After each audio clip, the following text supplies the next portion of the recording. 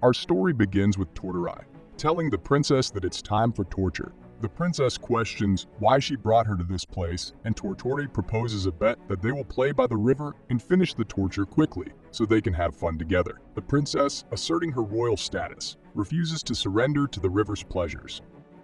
Suddenly, Torta reveals that today's torture won't involve playing in the river, shocking the princess. Tortori explains that they came to the river for the special torture of Kutmi sweets. The princess expresses her displeasure with these sweets due to their stickiness to the teeth, and she challenges Tortori to try something else, suggesting the day is still young. Amidst their conversation, an assistant to Tortorai lights a fire. Tortorai explains that these are not ordinary Kutmi sweets. They will be grilled. They went the distance to the river to light the fire. The princess questions the purpose of grilling Kutimi sweets, and Tortori begins grilling them, making the sweets turn red. The princess is surprised by this transformation, and the sword advises her not to weaken.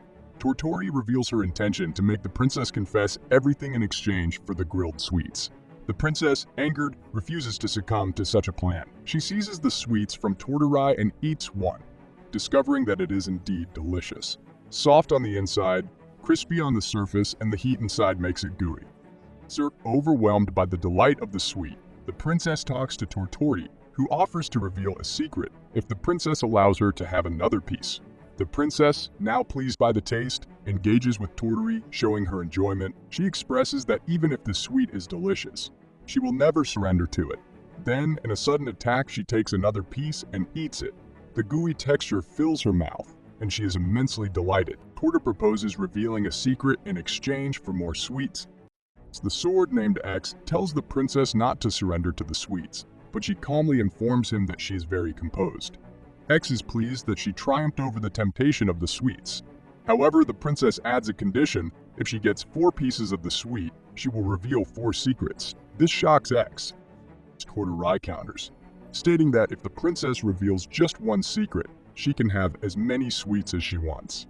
The princess reluctantly agrees and confesses 1 secret. She then takes numerous pieces of the sweets, amazed by their size, unaware that they were made in such dimensions. After grilling and tasting one, she finds it extremely delicious, soft, crispy, and gooey.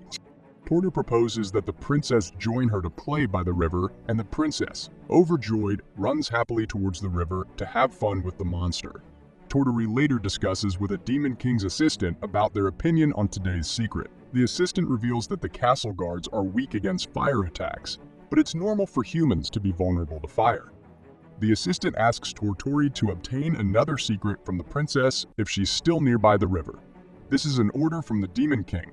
The princess, enjoying her play, is then asked by X if she's still close to the river. If so, she must get another secret from the princess. These are the Demon King's orders. Meanwhile, Tortori contemplates another method of torture, but she fears the potential harm it may cause to the princess's body.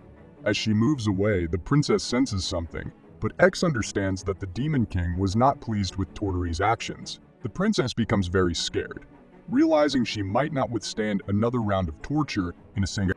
X reassures the princess and asks her not to provide another secret, just because she feels guilty.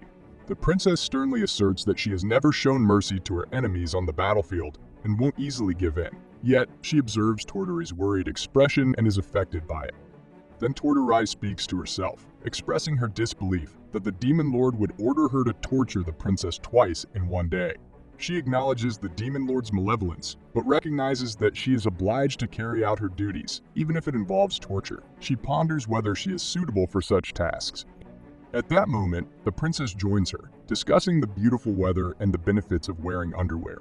Tortori is astonished that the princess casually reveals such information and lies about accidentally disclosing it, understanding that the princess did so out of compassion. The princess claims not to understand Tortori's concerns, but appreciates the expression on Tortori's face. Tortori then suggests making the most of the good weather, and the 2 girls decide to play together. However, Yu and her friend arrive, questioning whether the day's torture has ended. The princess responds, mentioning her initial resistance and eventual surrender, and asks Yu and In about their activities. They share that they received a call from the chief investigators, played, caught fish, ate together, and played in the sea. The princess expresses enjoyment during the trip, and in the following day, the torture continues with a warrior-ranked girl from the 4th tier. The warrior informs the princess about avoiding hot springs due to her dark complexion and suggests going to a steam bath instead. The princess is surprised, and the warrior asks if she has ever experienced it before. The princess lies, stating she hasn't, and tries the steam bath, describing the intense heat and her suspicion that Jane lured her into this torture. The princess then reflects on her ability to endure extreme conditions due to her experiences in deserts and frozen mountains. Afterward, Janet proposes a visit to a cold bath with a temperature of 17 degrees Celsius, shocking the princess. Despite initial resistance, the princess enters the cold water, adapting to the chill and finding it refreshing, noting the gradual disappearance of heat from her body. The princess feels an incredibly refreshing sensation, as if her body has been liberated and is now complete. She expresses gratitude to her mother for thoroughly enjoying the steam bath. The mother explains that the steam bath is very invigorating, has cleansing and detoxifying effects, and aids in weight loss. They then enjoy a cup of wonderful milk.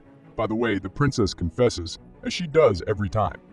In the evening, the torture session begins with the sudden appearance of demons, including Mad Kaiser, a demon the princess had fought in the past. Mad Kaiser holds a grudge against the princess for a significant injury she inflicted during their previous encounter. He vows revenge, and the princess becomes optimistic, thinking she had defeated them all before. However, the torture supervisor, Yuki, corrects her, stating that Mad Kaiser is here just by coincidence. Yuki reveals that today's torture, supervised by Lieutenant Torture Yuki, will involve demons playing the role of ghosts hiding within the exhausted school building. The princess is challenged to endure a night of terror orchestrated by these fear experts. Mad Kaiser rejoices, declaring it as his revenge against the princess. The princess asks about Yuki, and Torture Supervisor explains that Yuki is sick, and she is a substitute for today's session. The princess requests to visit Yuki, but Torture Supervisor informs her that she can't do so until the torture session ends. However, she reveals a secret passage leading to the castle in the eastern mountains. The princess accepts this revelation, marking the end of the torture session. They then proceed to visit the sick Yuki. As they gather around Yuki, the princess apologizes for causing concern and disruption. She offers Yuki a drink and begins feeding her delicious food. The atmosphere becomes joyful, with everyone smiling and laughing. Later, the scene shifts to Torture Supervisor, who updates the Demon Lord's guard captain about the day's events. The guard captain fears that the unlit passage might instill fear in the Demon Lord in the darkness. The Torture Supervisor realizes she left the participants waiting without informing them that the mission had concluded. This concludes today's episodes.